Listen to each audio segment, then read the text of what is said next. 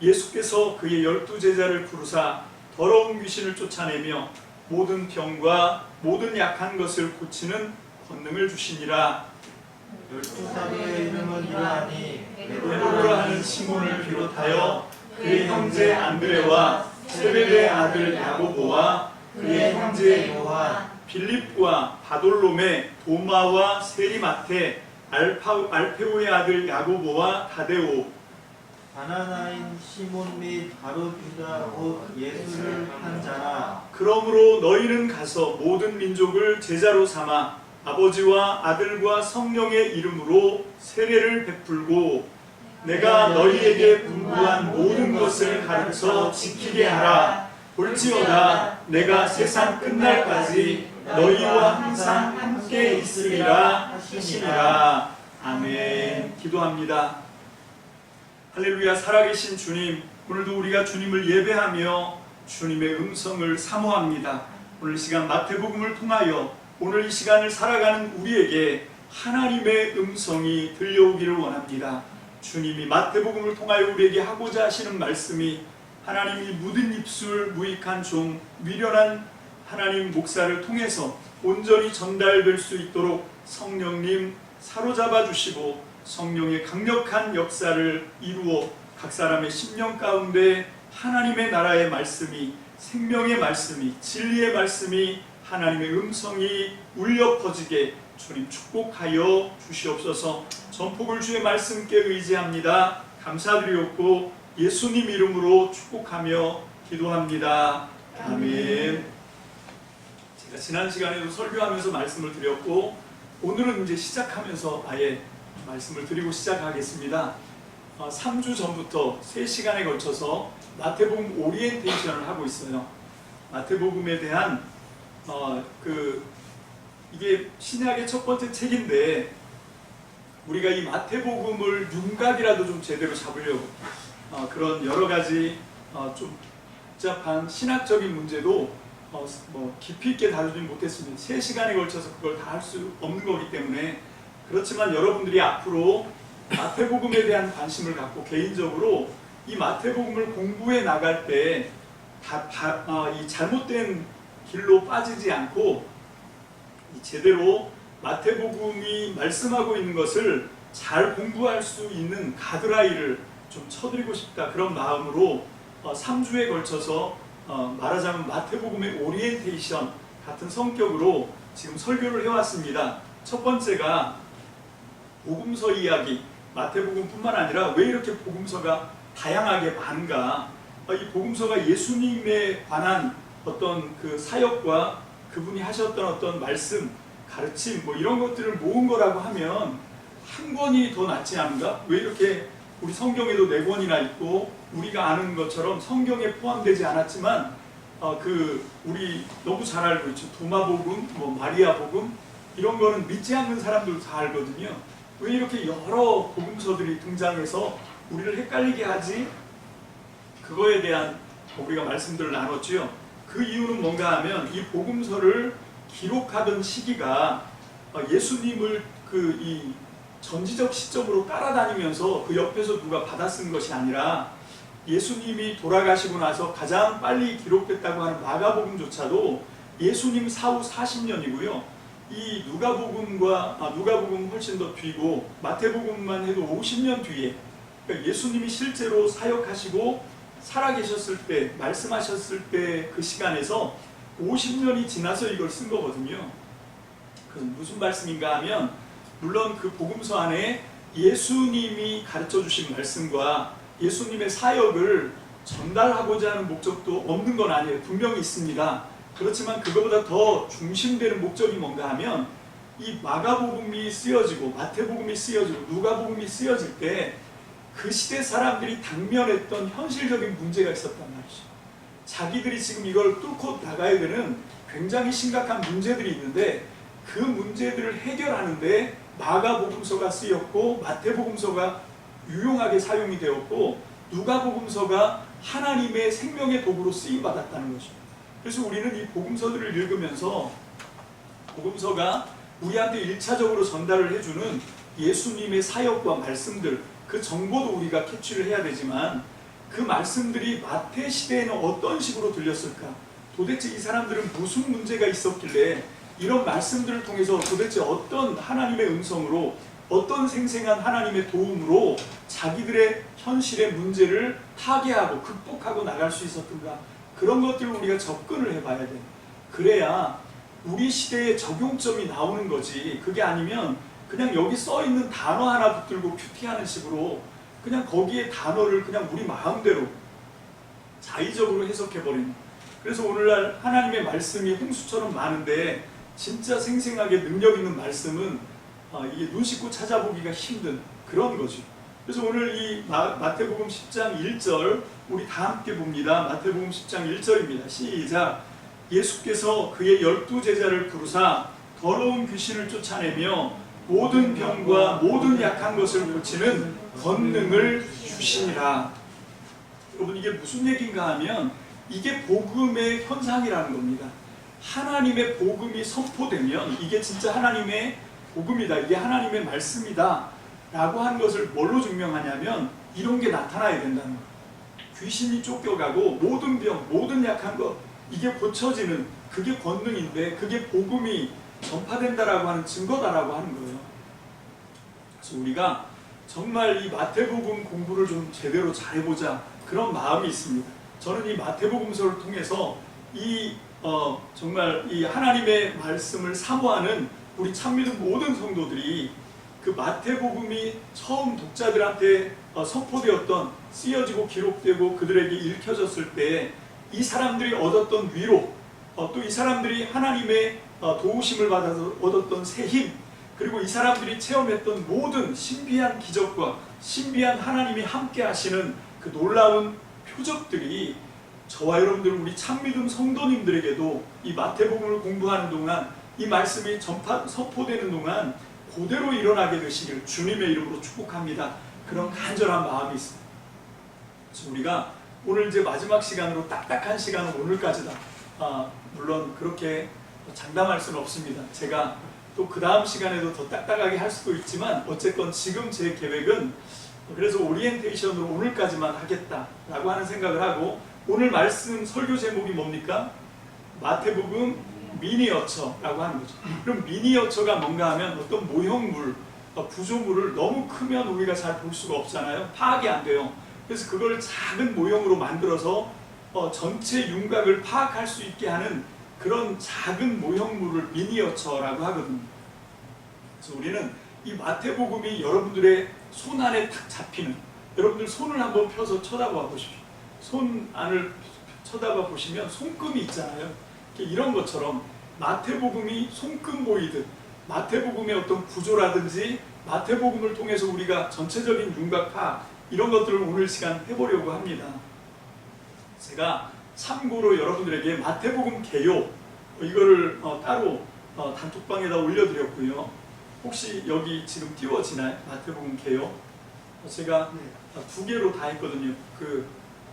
뭐죠? 한글 파일로 하면 그걸 못 열어보시는 분들도 있을 수 있어서 그냥 좀 길지만 쫙 풀어놨습니다. 그래서 여러분들이 그런 것들을 이렇게 통해서 보면 잘 알 수 있고요. 여러분, 이 마태복음은 참 특이하게도 다른 복음서들하고 다른 게 어떤 게 있냐면, 마태복음은 5개의 이 말씀 모음집이 있습니다. 그걸 제가 우리 참고 문헌에 올려드렸는데 보이시죠? 우리 한번 다 같이 볼까요? 자, 5묶음의 말씀 모음. 자, 시작. 5에서 7장 산상수훈, 10장 선교 강화, 13장 천국 강화, 18장 교회 강화, 23장 25장 종말 강화. 여러분, 이 마태복음은요 마가복음을 그대로 따라갑니다.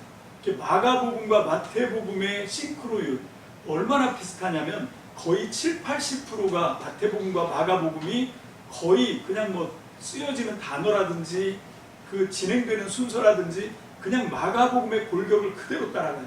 그럼 누가복음과의 싱크로율, 누가복음도 마가복음을 이 토대로 해서 쓰고 있는데 누가복음은 한 60% 정도 마가복음을 채용하고 있습니다.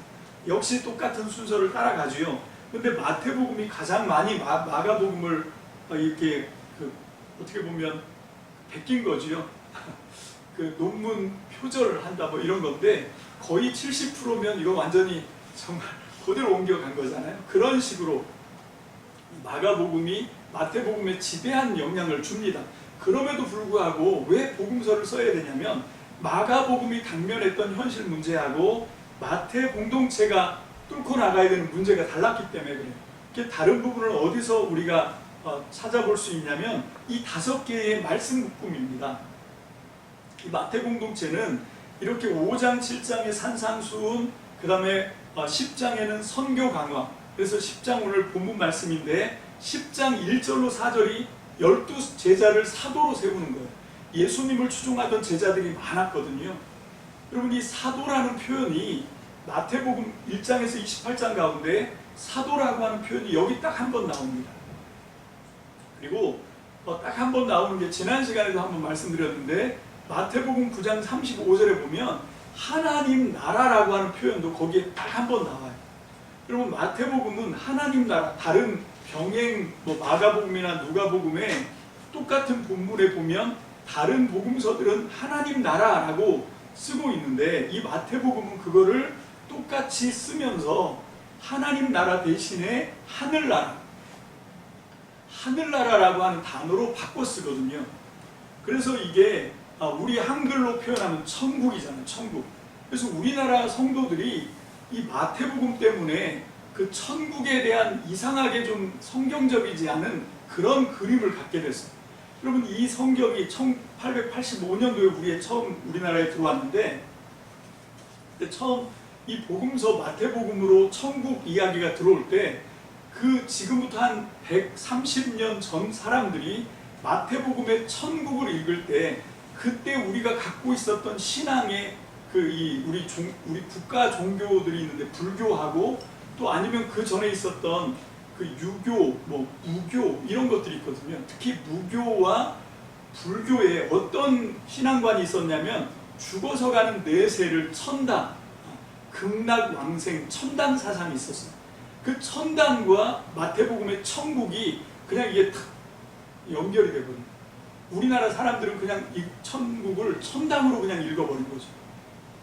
예수님은 저 하늘나라에서 이 땅에 내려오셔서 아버지 뜻이 하늘에서 이루어진 것처럼 여기서 만드는 하나님 나라를 말씀하고 있는데 천당 사상을 갖고 있었던 우리 한국 성도들은, 우리 선배들은 그 천당, 죽어서 가는 천당 얘기를 지금 하고 있구나 이렇게 오해를 해버립니다. 그래서 죽어서 가는 천당이 아니라 예수님이 마태복음을 통해서 우리에게, 물론 저도 그 성경의 요한계시록 같은 데 보면 그 영원한 새하늘 새 땅이 있어요. 그리고 백보자 심판이 끝나고 나면 믿지 않는 사람들은 마귀와 함께 부적에게 심판되고 믿는 사람들은 예수 그리스도를 구주와 주님으로 영접하고 영원한 나라로 우리를 인도해 가십니다.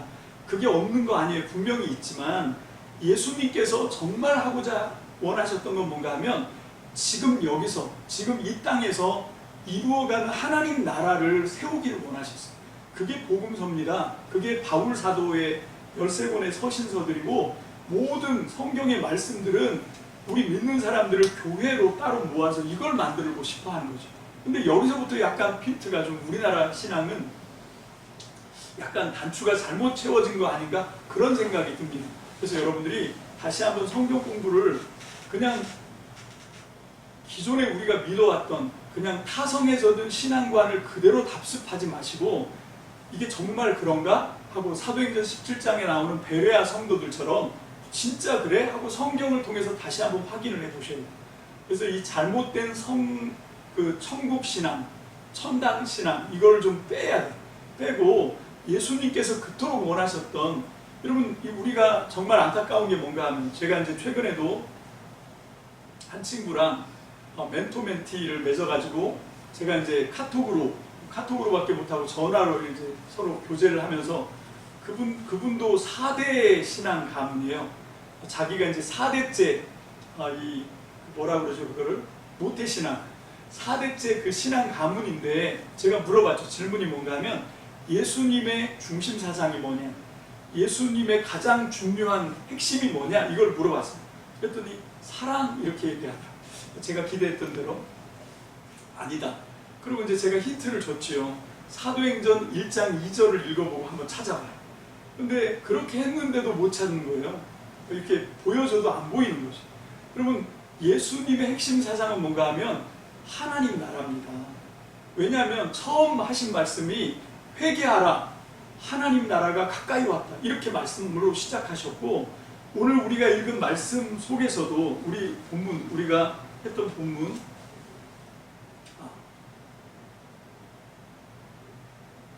이 앞에 나오는군요. 그래서 그 예수님이 그 천국에 대해서 하나님 나라를 가르치시는 이야기. 그 예수님의 사역은 삼중 사역입니다. 뭐냐면 이 하나님 나라의 말씀, 하나님 나라에 관하여 가르치시고, 그 다음에 천국을 선포하시고 병든 자를 고치시고, 이 세 가지 사역이거든요. 그래서 가르침과 선포와 치유 사역, 이렇게 세 가지로 나오는데, 그 가르침과 선포의 핵심이 뭔가 하면 하나님 나라예요. 하나님 나라에 관하여 가르칩니다. 그게 사도행전 1장 2절에 보면 이 죽으시고 부활하신 다음에 1장 4절인가요? 죽으시고 부활하신 다음에 이 땅에 40일 동안 제자들과 함께 있으면서 하나님 나라에 관하여 가르치십니다. 여러분, 그렇게 처음 입을 떼셨을 때도 하나님 나라 말씀하시고, 그리고 계속해서 가는 곳마다 천국 복음, 마태복음에서는 그렇게 얘기하고 다른 데서는 하나님 나라에 관하여 가르치셨다, 이렇게 말씀하고 있거든요. 그렇게 그냥 계속 예수님은 입만 열면 하나님 나라 복음을 선포하시고 가르치시고, 그리고 심지어는 십자가에서 죽으시고 죽은 지 3일 만에 부활하셨거든요. 이렇게 부활하셨으면 얼른 하늘나라 올라가셔야 되는데 그렇게 올라가시기에는 뭔가 아쉬운 거예요. 그래서 예수님이 40일을 이 땅에 머물면서 제자들과 함께 하나님 나라에 관하여 가르치시다가 올라가셨습니다. 자, 그러면 뻔하지요. 예수님의 핵심 사상이 뭡니까? 하나님 나라예요. 근데 이게 잘 알려지지가 않습니다. 왜? 교회가 이걸 잃어버렸거든요. 교회가 하나님 나라, 이 땅에 세우는 하나님 나라, 이게 예수님의 중심 사상이고 핵심 가르침인데, 이걸 2000년 지나면서 교회가 다 까먹어 놓으니까 세상 사람들조차도 예수님 하면 부처님은 자비, 그건 맞습니다. 공자님은 뭡니까? 인, 어질, 인의, 예지, 이 네 가지를 얘기했지만 그 중에 가장 중요한 게 인이라고 얘기했거든요. 그래서 공자의 사상은 인. 근데 예수님은 이렇게 물어보면 다 사랑, 이렇게 얘기해요. 이게 왜 그런가 하면 교회가 뭡니까? 이 기억상실증에 빠진 거죠. 그래서 교회가 예수님이 절대로 잃어버리면 안 되게 가르쳐 주셨는데 그걸 싹 다 잃어버리고, 심지어는 주기도문에도 가르쳐 주셨잖아요. 하늘에 계신 우리 아버지, 아버지의 이름을 거룩히 여김을 받으시온, 그 다음에 나오는 게 뭡니까? 하나님 나라가 이 땅에 임하시게 하시고, 이거를 기도로 가르쳤는데, 근데 세상에 하나님 나라를 깡그리 까먹고 죽어져가는 천당, 그렇게 하나님 나라를 생각하고, 그러니까 교회가 이 땅에서 뭘 해야 되는지를 모르는 거예요. 예수 믿었어, 구원 받았어. 이 사람들이 생각하는 건 죽어서 가는 천당인데, 근데 안 죽어. 그럼 살아있는 동안 뭐 합니까? 할 게 없는 거예요. 그게 아니죠. 교회가 해야 되는 건 뭔가 하면 예수를 그리스도와 구주로 믿었어요. 그리고 난 다음에 이 땅에서 하나님 나라를 살아내야 됩니다. 그게 우리가 해야 되는 일인데 그걸 놓친 거죠. 그럼 마태복음의 핵심은요, 이 하나님 나라 사상으로 끌려가는 겁니다. 산상수훈에서 가르치신 것이 다른 게 아니에요. 여러분, 12제자를 세우고 선교를 명령하시는데 이 선교가 좀 이상하죠. 여기에 보면 오늘 우리가 읽은 본문 말씀인데, 이스라엘에게만 가도록 합니다. 본문 그 뒤에 나오는데, 이스라엘 집에 잃어버린 양들에게 가라 라고 이제 딱 섹트를 제안해 놓습니다. 다른 데로 가지 말고 이 잃어버린 이스라엘 집에 잃어버린 양들에게 복음을 전파하는 그런 섹트를 딱 정해 놓으신, 그게 이제 오늘 이 선교 강화인데, 그게 전도예요. 전도, 선교. 여러분, 선교와 전도의 차이점을 아십니까? 많은 사람들이 바울의 선교 여행 또는 전도 여행 막 이걸 헷갈려요. 근데 저는 전도 여행이라고 얘기하면 틀렸다고 얘기합니다. 왜 틀렸습니까? 전도는 말 그대로 예수 그리스도가 우리의 구주와 주님이시다 라고 하는 그 도를 전하는 게 전도입니다. 근데 선교는 뭔가 하면 그냥 그걸 전하고 그냥 가는 게 아니라 무책임하게 손 떼는 게 아니라 선교는 뭔가 하면 그 복음을 전하고 그 복음을 영접한 사람들을 엮어서 뭘 만드는 거예요? 교회를 만드는 거예요. 그게 선교입니다. 그래서 전도와 선교의 차이가 있지요. 자, 그래서 이제 예수님은 여기서 선교를 강화한 거죠. 선교를 가르친 겁니다. 강화라고 하는 말은 이 말로 가르치는 걸 얘기하는 거죠. 설교하신 거라고도 할 수 있고. 그 다음에 13장에 천국 강화가 나오는데 요거 잘 생각해요. 하나님 나라 얘기를 하는 겁니다.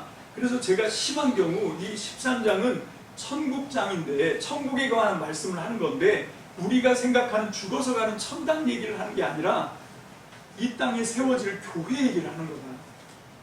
근데 18장에 나오는 교회 강화랑 좀 구분을 해야 돼요. 여러분, 교회는 조직 얘기를 하는 겁니다. 28장의 교회는 조직을 얘기하는 거고, 그렇게 해서 조직된 공동체가 마침내 이루어내야 되는 게 13장에 나오는 천국이 있고요. 하나님 나라. 그 교회는 천국과 같은 말이라고 해도 과언이 아니다. 저는 그렇게 생각합니다. 그 교회가 마침내 도달해야 되는 것이 이 18장의 교회가 13장의 그 천국의 형상을 만들어 가야 되는 것. 이게 마태복음의 구조입니다. 그리고 마지막에 23장, 25장 종말 강화예요. 여러분, 이건 무슨 얘기인가 하면 그렇게 이 땅에서 예수님을 통해서 예수 믿는 사람들이 교회로 조직이 되는데 그 교회로 조직된 사람들이 천국의 삶을 이루어낼 수 있는 비결이 뭐냐? 종말론적인 사상으로 믿어야 된다는 거예요. 오늘이 마지막이라고 생각하고 믿어야 되는 거예요. 그러면 그게 안 되니까 이 땅의 삶에 자꾸 눈을 파는 거지. 더 많이 먹고 더 많이 갖고 무엇을 먹을까, 무엇을 마실까, 무엇을 입을까, 여기에 사람들이 자꾸 집중을 하는 거예요. 거기에 마음이 흐트러지는 거예요. 그렇게 되면 이 땅에 육신의 삶을 도모하면 영적인 삶은 세워질 수가 없어요. 그렇다고 해서 제가 이걸 둘 중에 하나 이렇게 선택하는 식으로 강요하는 건 아닙니다. 우리가 육신이니까 육신의 삶 살아야 돼요. 이 세상에 속해 있으니까 사회생활 해야 됩니다. 저처럼 다 목사처럼 그냥 사회생활 같은 거 문 닫고 그걸 얘기하는 건 아니에요. 근데 그 사회생활 속에서 여러분들이 육신의 삶을 도모하고 추구하더라도 우리가 놓치면 안 되는 게 뭔가 하면 바로 나는 교회다. 그리고 이 교회가 마침내 이루어야 되는 건 이 주기도문에서 얘기하는 것처럼 하나님의 나라가 이 땅에서 이루어지는 그런 하나님 나라를 건설하는 것, 이것이 우리의 신앙의 목표가 돼야 돼요. 그런데 많은 경우 신앙인들을 제가 붙들고 물어봅니다. 당신의 신앙의 목적이 뭡니까? 죽어서 가는 천국, 천국 들어가는 거, 이게 거의 목표고, 아니면 이 땅에서 복 받는 게 목표예요. 이게 정말 너무 심각합니다. 여러분, 예수님은 그러라고, 하나님은 그러라고 당신의 외아들 우리한테 보내주신 게 아니거든요. 예수님은 우리한테 그걸 위해서 십자가에서 죽으신 게 아니에요.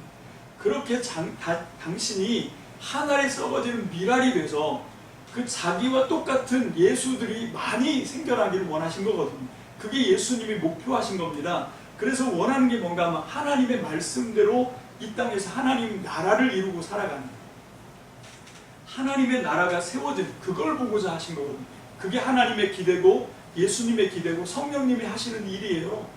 근데 교회가, 성도가 그걸 잃어버리면 여러분, 도대체 어디서 하나님의 나라를 우리가 찾아볼 수 있습니까? 여러분, 다시 강조합니다. 죽어서 가는 천국을 강대근 목사가 부인하고, 그거 아니에요. 저도 그거 믿습니다.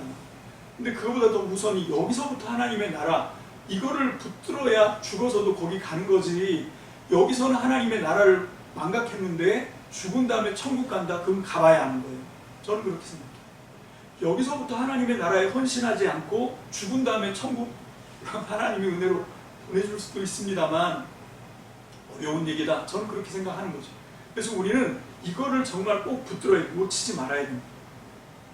자, 그리고 이제 우리가 오늘 이 본문 말씀 10장 1절로 4절 이 제자를 세우시는 이 말씀을 들어가기 전에 이게 이제 산상수훈이 끝나고 5가지의 말씀 묶음이 있다 그랬습니다. 산상수훈이 끝나고 그 다음에 선교 강화로 넘어가는 그 텀이 산상수훈이 5에서 7장이고, 그죠? 그 다음에 선교를 가르치는 게 10장이니까 그 사이에는 몇 장이 들어갑니까? 8장, 9장이 들어가잖아요. 근데 이 8장, 9장은 마태복음에서 모든 치유와 기적 사역이 거기에 집중되어 있어요. 여러분들이 그냥 읽으시면 안 되고 거기에 10번에 걸친 예수님의 치유와 기적의 이야기들이 나옵니다. 그거를 제가 우리 단톡방에 참고 성구에다 올려놨지요. 1번이 마태복음 8장 1절로 4절 나병, 한센시병 환자를 깨끗하게 치유하시는 사건, 그리고 두 번째가 마태복음 8장 5절로 13절에 이 로마의 백부장의 종을 치유하시는데 종이 그러거든요. 예수님이 내가 따라가 줄게 했더니 아니 우리 집에 안 들어오셔도 됩니다 하고 이제 그 예수님을 정말 신뢰하는 거지. 말씀만 하십시오. 그래서 예수님이 최초로 원격 치유를 하십니다. 여기서 말씀했더니 거기서 나는 거예요. 이 원격 치유를 한 거죠. 그러면서 예수님께서 하신 말씀이 이 많은 모든 지역에 있던 온 세계 열방 가운데 있는 사람들이 모여서 아브라함과 이삭과 야곱의 이 후손들이 될 것이다 라고 한 만인 구원에 대한 그런 비전을 말씀하게 하신 그 두 번째 사건이죠. 치유사역. 그리고 세 번째가 마태복음 8장 14절로 17절에 베드로의 장모가 열병에 걸려 있을 때 가버나움에 들어가셔서 그 집에 가셔서 이렇게 일으켜서 치유해 주시는 사건. 그리고 그 사건으로 가버나움에 있는 많은 병자가 고침을 받습니다.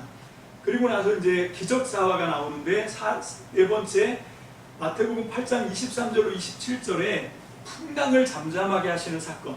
그리고 다섯 번째가 이제 배를 타고 건너편으로 건너가서 가다라 지방, 다른 데서는 거라사라고 잘못 표현하고 있는데 거라사 지역에는 바다가 없어요. 그러면 가다라가 맞습니다. 마태복음이 잘 잡은 거예요. 원래 이게 처음에 모델이 마가복음인데 마가복음이 이 사람들이 그 마가 공동체가 어디 있는 거는 로마에 있어요. 로마에. 그러니까 로마에 있으니까 이 뭡니까 이 팔레스틴 이 가나안 땅의 지형을 잘 모르는 거죠. 거기다가 이제 베드로 사도가 잘못 가르쳐 준 것 같아요. 제가 볼 때. 이게 이 사람이 글씨를 모르니까 그래서 마가를 데리고 다니는데 어쨌건 이 사람들이 지형을 잘못 표기를 해서 이게 거라사 지역이 돼버린 거예요. 근데 실제로 거라사 지역을 고고학적으로 발굴해서 찾아보면 거기는 바다가 없습니다. 바다가 없으면 어떤 문제가 생기죠? 귀신 들린 거라사 군대 귀신 들린 사람들을 치유할 때 예수님이 나가라 그러니까 귀신들이 그 예수님한테 호소를 하잖아요. 우리를 저 돼지떼에게 좀 들여보내달라고. 그래서 3,000마리 돼지떼에게 들어갔는데 돼지떼가 귀신 들리자마자 어떻게 합니까? 나는 귀신하고 못 살아. 여러분 이게 돼지라고. 그러니까 귀신하고 같이 사는 건 옆 사람하고 서로 인사합니다. 귀신하고 같이 사는 건 돼지만도 못하다. 시작. 귀신하고 같이 사는 건 돼지만도 못하다. 많은 그 설교자들이 귀신이 그렇게 했다고 그러는데 귀신이 정말 우리 아내가 어느 순환 하라고 그랬는데 돌았습니까? 이 귀신이요 예수님한테 사정한 게 숙주가 필요해서 들어간 거거든요. 근데 숙주가 물에 빠져 죽어. 그럼 걔는 갈 데가 없잖아요. 이게 말이 안 맞는 거죠. 귀신들이 예수님한테 호소를 해요. 저 돼지떼에게 들어가서 저기 살게 해달라고. 그래서 들어가라 했더니 돼지들이 막 차라리 내 목숨을 끊고 말지 그러고 치달아서 바닷속에 다 빠져서 일제히 3,000마리가 다 죽었다. 그렇게 나오는 거거든요. 아니 돼지떼를 몰살시키고 자기도 숙주를 잃어버리려고 예수님한테 저기로 들여보내달라고 요청을 합니까? 저는 그렇게 해석을 안 해요. 이 돼지가 의연히 분기탱천해서 자기들의 목숨을 끊으면서 이 귀신들의 이 뭡니까 계략을 이 귀신들의 의도를 다 깨뜨려버린 거다. 저는 그렇게 생각합니다. 굉장히 결의에 찬 돼지다. 그런 해석을 하죠. 어쨌건 너무 길게 갔는데 자, 이 가다라 지방에 귀신 들린 두 사람을 고치는 사건. 그리고 여섯 번째가 마태복음 9장 1절로 8절에 남의 집 지붕 가버나움에서 이게 베드로의 장모집이었을 건데 지붕을 뚫고 심상치 중풍병 환자를 내리죠. 달아내리죠. 그래서 거기서 이제 이 병을 고치는 사건. 그리고 일곱 번째가 9장 한참 뜸을 들인 다음에 18절로 19절에 한 관리의 죽은 딸. 이게 다른 복음서 누가복음에는 회당장 야이로의 딸로 나옵니다. 그래서 죽은 딸을 살리는 사건. 그리고 8번째가 그 사이에 샌드위치처럼 그 사이에 끼어 있는 거기로 지금 가고 있는 중에 12의 혈루증 앓았던 여자가 예수님의 옷자락을 잡고 고침을 받는 사건. 그리고 9번째가 두 눈먼 사람, 시각장애인을 고치시는 사건. 그리고 10번째가 귀신 들려서 말 못하는 사람의 혀를 풀어주는 사건. 요게 이제 10가지로 마태복음의 8장, 9장에 여기에 딱 집약해서 확 나옵니다. 왜 이렇게 하시는 걸까요? 이게 무슨 얘기인가 하면 하나님의 나라가 얼마나 강력한가를 지금 보여주고 있는 거예요. 근데 여기서 우리가 오해하면 안 되는 게, 그러면 하나님 나라에 살면 이 모든 약한 것, 모든 병, 모든 귀신 들린 게 다 해결되느냐? 여러분, 예수님도 그 당시에 모든 사람을 다 고친 건 아니에요. 그지? 모든 병자를 예수님이 다 고치신 건 아닙니다. 그렇지만 분명한 건 뭔가 하면 하나님의 나라가 이루어지면 정말 이런 표적들이 나타난다 라고 하는 게 성경이 구약에서부터 계속해서 말씀하고 있는 거고, 이사야서에 있는 비전이 지금 여기에 반복되고 있는 그런 것이죠. 그래서 그 다음에 이제 그 천국 복음인, 하나님 나라의 복음인 그 예수 그리스도, 그 하나님 나라를 갖고 오셨고, 이건 첫 번째 시간에 우리가 다룬 건데 너무 중요하니까 여러분들의 기억력을 제가 의심하는 건 아닙니다. 다 기억하고 계시겠지만, 이게 복음이라고 하는, 기쁜 소식이라고 하는 말이 많은 설교 해석자들이 이건 로마의 2가지 사건, 전쟁에서 이겼을 때 유앙겔리온 하고 나와서 은나팔 불면서 나와가지고 백마를 타고 빨간 레드카펫 위를 백마를 타고 나온 전령이 유앙겔리온 1000마디를 외친 다음에 우리 로마군이 어디 전쟁에서 승리했습니다, 뭐 이렇게 했을 때 썼고, 그 다음에 로마 황제가 다음 보좌를 이을 그 후계자가 탄생했을 때 똑같이 나팔 불면서 레드카펫 깔고 백마 타고 나오면서 유앙겔리온 황제께서 등남하셨습니다. 이 2가지에 써서 이거를 복음서 기자들이 차용했다. 근데 저는 아니 옳시다. 그거 아니에요. 그게 아니고, 이사야가 그 포로에서 70년 포로에서 돌아오는 그 이스라엘 백성, 포로에서 귀환하는 사람들을 향해서 그 이사야가 그걸 전망하면서 이제 돌아오게 될 거다라고 하는 걸 전망하면서 뭐라고 노래합니까? 기쁜 소식을 전한다. 그 복된 소식이 뭔가 하면 하나님이 친히 다스리신다라고 하는 거예요. 하나님이 다스리는 게 복음인 거예요. 예수님이 오신 게, 사람 몸을 입고 오신 게 뭘 의미하냐면 하나님이 다스리는 하나님의 나라가 예수님을 통해서 이제 이 땅 가운데 이루어진다. 이게 복음이죠. 이게 복음이고, 그 하나님 나라 복음이 선포되는 그거를 그냥 10장에서 12제자를 세워서 예수 그리스도가 하나님의 나라를 현실 속에서 끌어오셔서 여기서 하나님의 나라가 이제 시작된다 라고 하는 것을 가는 데마다 전해라, 이렇게 지금 얘기하는 그런 상황인데, 그거를 얘기하기 전에 8장 9장 전초 작업을 하시는 거죠. 그래서 모든 치유와 기적 사화가 여기 10가지로 쫙 나열이 된 겁니다. 그래서 이게 쫙 밀고 가면서 여기서 이제 펑 터지는 게, 이 12제자를 세워서 이 사람들이 이스라엘의 모든 마을마다 다 다니면서 이 복음을 전하는 거죠. 예수 그리스도가 하나님의 나라가 이 땅에 이루어지는 그 이사야의 희망을 여기서 완성시키는 분이다 라고 하는 복음을 전하는 거예요. 그게 지금 이 구조로 되어 있다라고 하는 것이죠. 자, 그런데 이게 되게 위험한 일이에요. 나중에 이제 우리가 여기 자세히 살피면 알겠지만, 그래서 예수님이 복음을 전하러 가는 사람들한테 뭐라고 비유를 하냐면 짐승 4개를 동원하죠. 동물들이 여기서 나옵니다. 첫 번째 나오는 게 뭔가 하면 양이 나와요. 그 다음에 나오는 게 이리가 나오고, 그 다음에 나오는 게 뱀이 나오고 비둘기가 나오죠.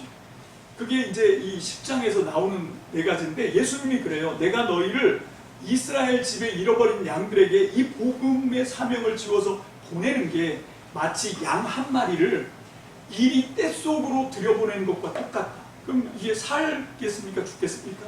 이게 살 가망이 없는 거죠. 양 한 마리가 무슨 수로 이리 떼 속에서 살아남을 수 있어요. 그래서 예수님이 그 다음에 얘기하신 게, 그러니까 너희는 뱀처럼 지혜롭고 비둘기처럼 순결해라. 그게 이 사명을 완수하면서 그 이리 틈에 이 양이 생존할 수 있는, 자기 힘으로는 안 돼요. 예수님의 말씀에 의지해서 정말 뱀처럼 지혜롭고 비둘기처럼 순결하고, 이건 무슨 얘기를 하는 건가 하면 철저하게 주님을 의지해라, 그 얘기를 하는 거예요. 저는 그렇게 해석합니다. 자, 어쨌건 자, 그렇게 얘기하는데 그 얘기가 이 현실이 될 수 있었던 단초가 이 8장 9장의 10가지 치유와 기적 사화 속에 나타나고 있어요. 그 첫 번째 사건이 뭔가 하면, 이게 이제 틈이 벌어지기 시작하는 바리새인과 서기관과 예수님의 관계, 이런 거죠. 먼저 마태복음 10장 25절 다 함께 읽습니다. 시작. 제자가 그 선생 같고 종이 그 상전 같으면 좋가도다. 집주인을 바알세불이라 하였거든 하물며 그 집 사람들이랴. 아멘. 자, 열왕기하에 보면, 열왕기하 2장 1절에 보면 바알세불이라고 하는, 이게 귀신의 왕, 그런 이게 나와요. 그래서 아하시야 왕이 이 높은 데서 떨어져 가지고 침상에서 꼼짝 못하고 누워 있을 때 신하들을 보내서 바알세불에게 언제까지 이 꼼짝 못하고 침상에 누워 있겠냐, 이걸 물어보러 보내거든요. 그것 때문에 하나님의 종 엘리야가, 디셉 사람 엘리야가 화가 머리끝까지 나죠. 그래서 네가 그 올라갔던 침상에서 다시는 네 발로 내려오지 못한다. 그래서 정말 아하시야는 그대로 죽습니다. 그러면서 막 저주하죠. 아니, 이스라엘에 그 귀신의 왕 바알세불만 못한, 여호와가 그 바알세불만 못하냐? 그리고 막 이렇게 했던 그 히브리 말로 바알세불이 헬라어로 베엘제, 그죠?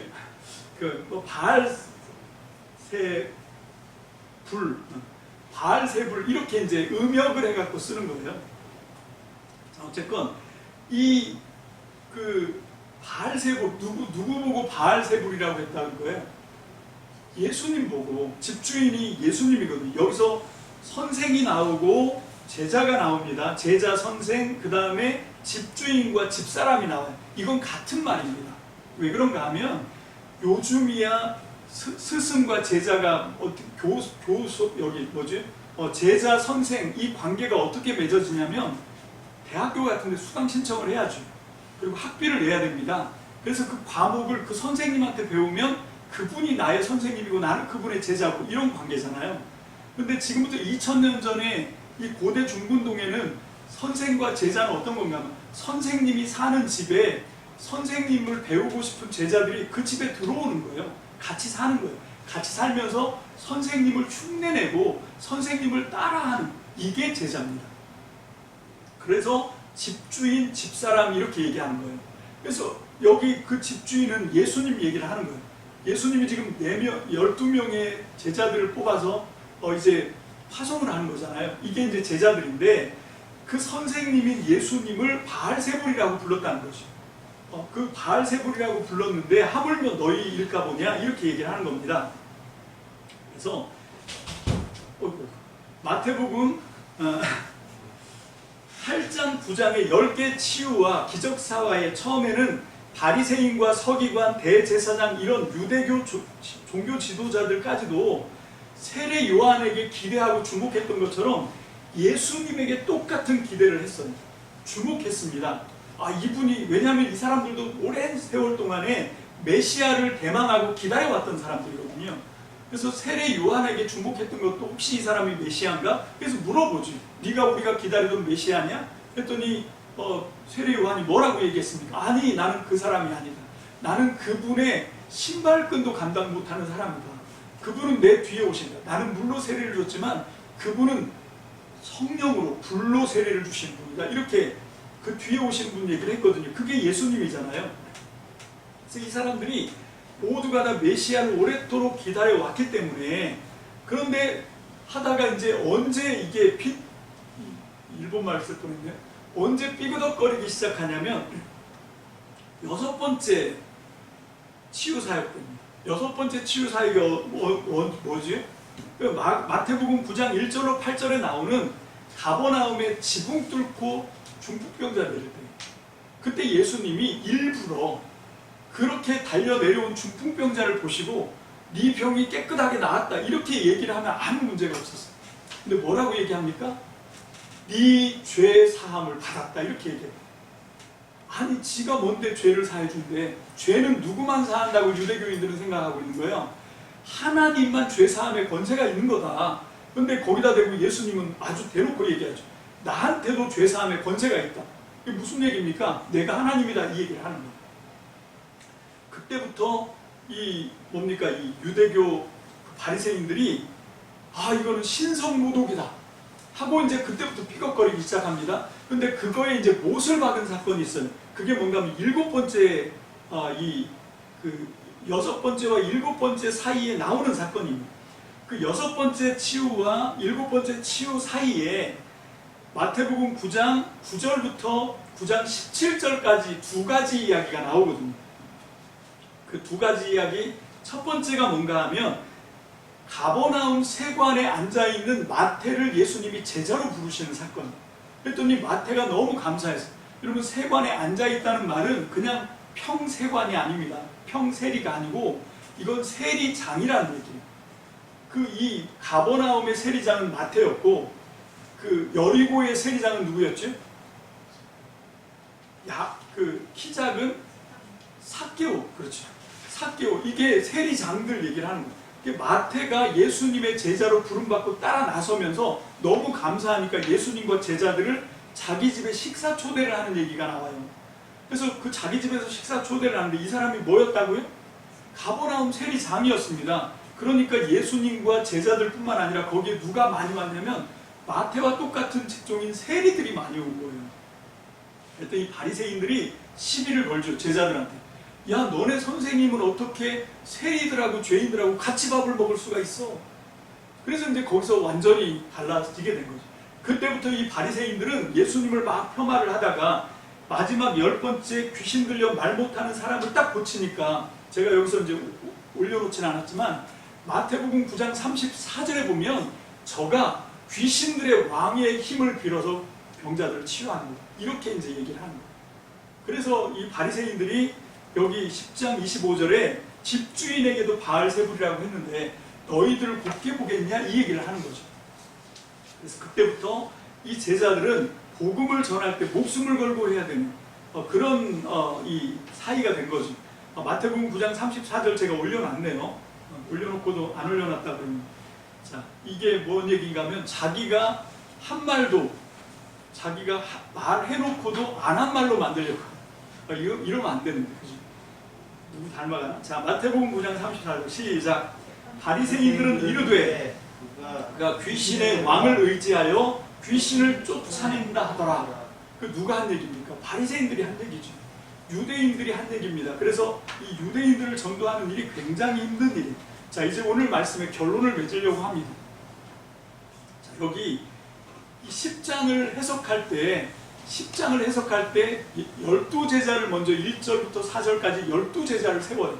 그리고 이 사람들을 가장 험한 사지로 몰아넣고 그게 어디인가 하면 양이 이리떼 속으로 들어가는 것 같은 그런 험한 곳에다 밀어넣고 가서 이스라엘 집에 잃어버린 양들을 구원해내라 이렇게 명령을 하시잖아요. 자 우리가 이 구도를 보면 12제자는 예수님이 하고자 하는 목적을 이루는 수단으로 쓰는 것 같아요.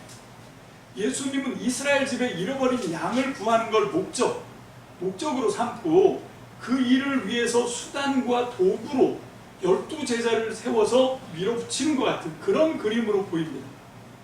근데 제가 이제 마태복음 공부하면서 이 부분을 집중적으로 여러분들과 함께 공부할 건데 이 부분을 공부하다 보면 이게 팍 뒤집어져요. 이 예수님이 이스라엘 집에 잃어버린 양을 찾는 게 수단이고 이걸 통해서 12제자를 온전하게 만드는 12제자가 주인공이에요. 12제자가 예수님 사역의 중심에 있습니다. 여러분 전 이걸 통해서 2000년이 지난 지금 저와 여러분들을 하나님은 절대로 우리를 도구나 수단으로 쓰시지 않는다는 것. 이걸 여러분들이 믿게 되시길 바랍니다. 믿음은 뭔가 하면 이걸 믿는 거예요.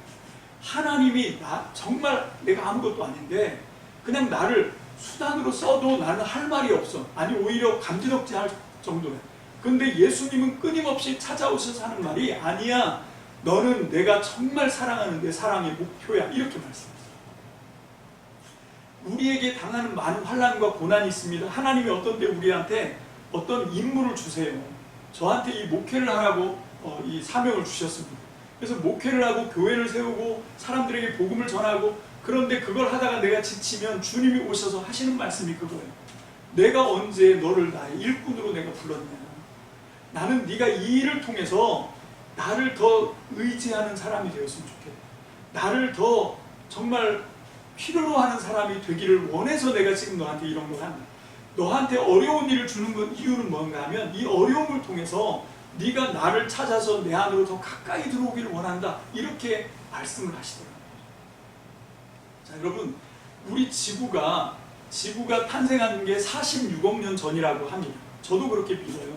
아니, 목사가 뭐 진화론을 믿네? 그게 아니고요. 여러분, 신앙과 과학을 분리해서 생각해야 돼요. 여러분, 이건 성경책이지 과학책이 아닙니다. 제발 바보 같은 얘기를 하면 안 되는데. 근데 거기에 보면요, 한 320만 년 전부터 빙하기가 찾아와요. 여러분이 그 신생대 말기에 빙하기가 이제 이 지구에 덮쳐오는데, 그 빙하기가 기원 지금부터 320만 년 전부터 100만 년 전까지는 약 이 10만 년 주기로 4만 년 주기로 빙하기가 굉장히 자주 왔어요. 빙하기가. 그렇게 하다가 100만 년 전부터 지금까지는 10만 년 주기로 빙하기가 옵니다. 그래서 최근에 빙하기가 언제였냐면 약 11만 2천 년 전에 우리는 빙하기를 빠져나갔어요.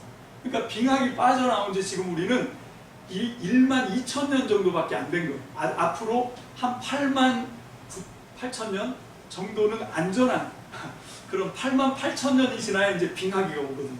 자, 그런데 빙하기가 왔을 때도 우리 인류들은 살아남았거든요. 인류가 혹독한 빙하기를 견뎌낼 수 있었던 비결이 뭔지 아십니까? 뭐 여러 가지가 있겠지만 제가 생각할 때 가장 획기적인 건 뭔가 하면 바늘을 만들었다. 바늘. 동물들의 가죽을 벗겨서 그걸 뒤집어 썼는데 바늘을 통해서 이걸 꼬맨 거예요. 그 실은 어떻게 만들었냐면 동물들의 힘줄, 아주 질긴 힘줄 같은 거를 동물 뼈를 갈아서 구멍을 내서 거기에 끼워가지고 그거를 이제 꼬매기 시작한 거죠. 그게 프랑스에서 발견된 게 약 한 10만 년 전에 썼던 바늘, 동물 뼈를 갈아서 만든 바늘을 발견한 거죠. 그러니까 이게 참 우리 인류가 보면 되게 똑똑한 거죠.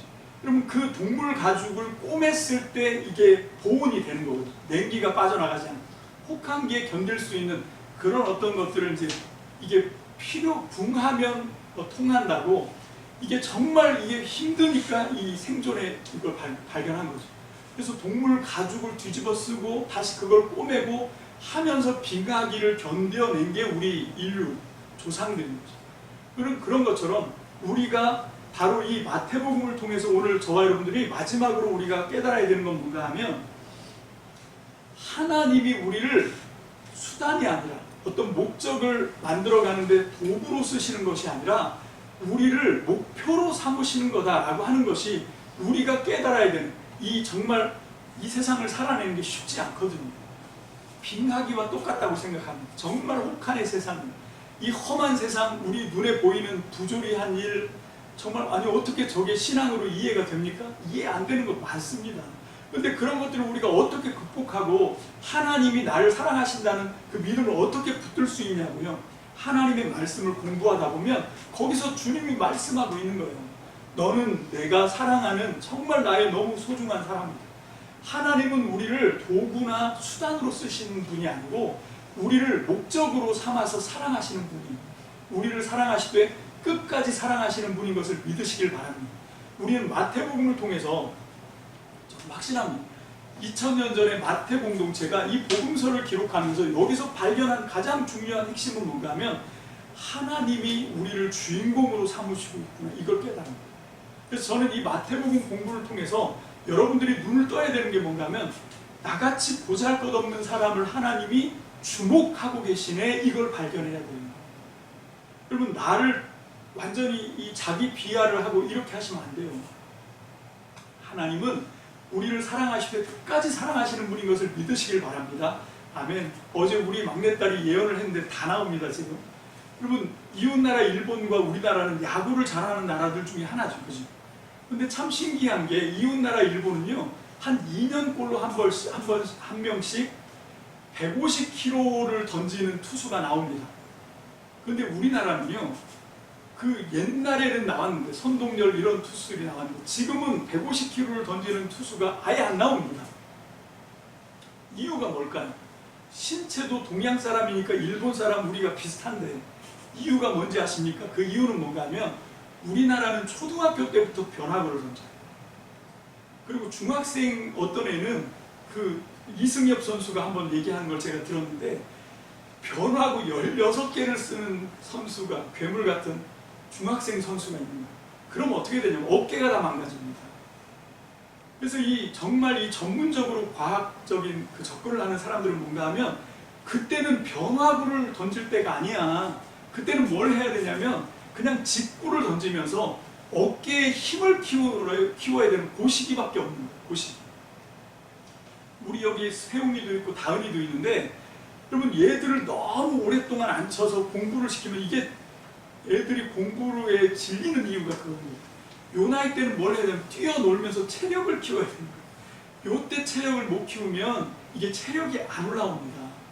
이게 체력은요 아주 어렸을 때부터 유아기 때 많이 키워져야 돼요.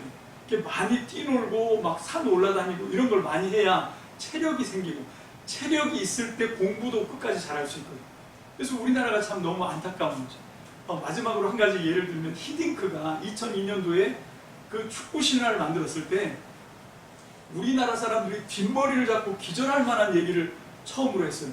감독으로 딱 내정돼서 딱 들어와서 테스트를 몇 번 해보더니 기자회견을 열고 하는 말이 한국 선수들은 체력이 형편없다 이렇게 얘기합니다.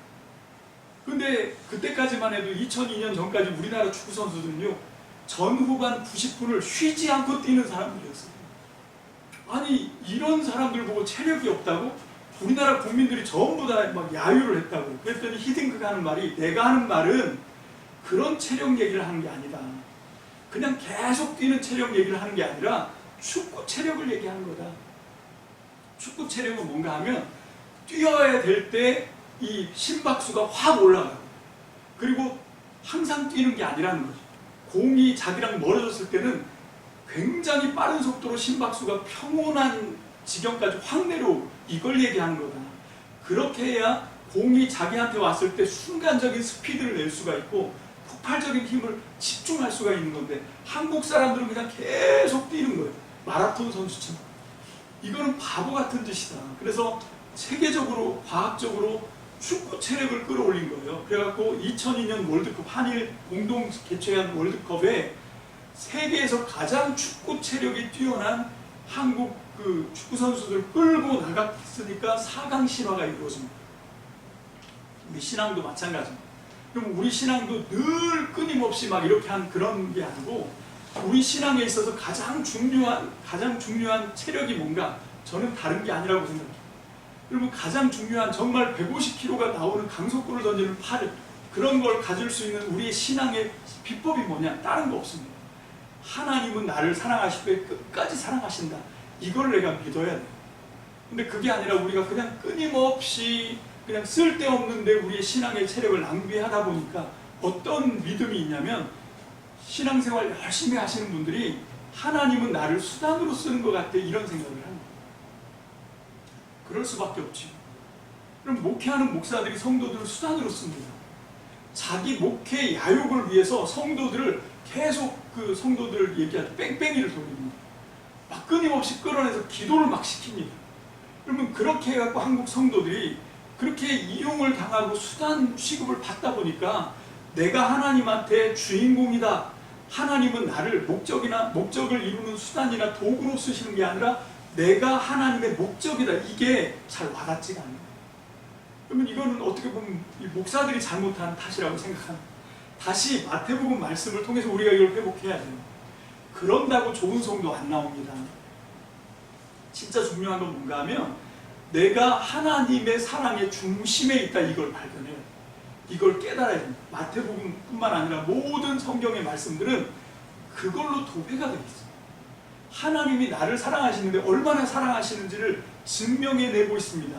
근데 우리가 너무 이 쓸데없는 데다가 우리의 어떤 시간이나 정열을 낭비하다 보니까 야, 내가 하나님의 사랑의 중심에 있구나, 이거를 발견하고 감격하고, 이게 우리의 신앙이어야 됩니다. 이게 우리의 신앙의 패턴이어야 됩니다. 우리 날마다 아침에 눈 떠서 하나님이 오늘도 나를 끔찍하게 사랑하신 것, 이거에 막 부들부들 떨고, 밤에 잠자리에 들었을 때 오늘 하루의 삶을 돌아보면서 하나님이 나를 얼마나 사랑하셨는지를 발견하고 눈물이 쭈르르 흐르다가 눈물 자국 마르기 전에 잠들고 이래야 돼요. 불안한 게 어디 있습니까? 초조한 게 어디 있어요? 하나님이 나를 사랑하시는데. 여러분, 이거를 발견하는 겁니다. 우리 마태복음 공부는 이제 그걸 위해서 할 거예요.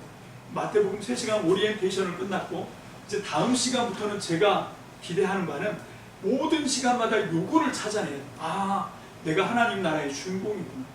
하나님 나라를 만드는데 나를 하나님이 수단이나 도구로 쓰시는 분이 아니구나. 이거를 발견하게 되시길 주님의 이름으로 축복합니다. 아멘. 그 믿음을 우리가 다른 사람들한테 전달해 주는 거예요.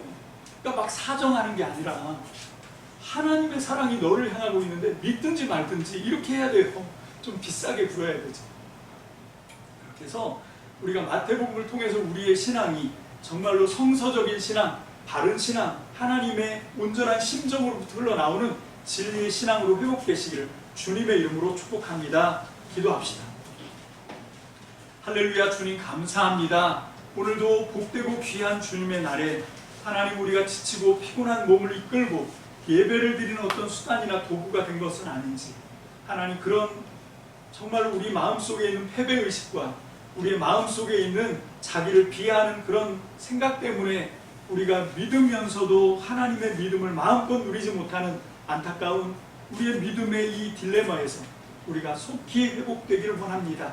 하나님, 그래서 그것이 아니라 비록 내 삶이 아무리 고단하고 팍팍하고 힘들고 이 땅에서는 소망이 없어 보일지 모르지만, 하나님이 모든 과정을 지나갈 수 있는 가장 유일한 행복은, 가장 유일한 힘은 하나님이 나를 사랑하실 때 끝까지 사랑하시고, 나는 하나님의 도구나 수단이 아니라 하나님이 나를 하나님의 사랑의 대상으로, 파트너로, 하나님의 사랑의 목표로 나를 불러주셨다 라고 하는 이 놀라운 복음의 진실입니다.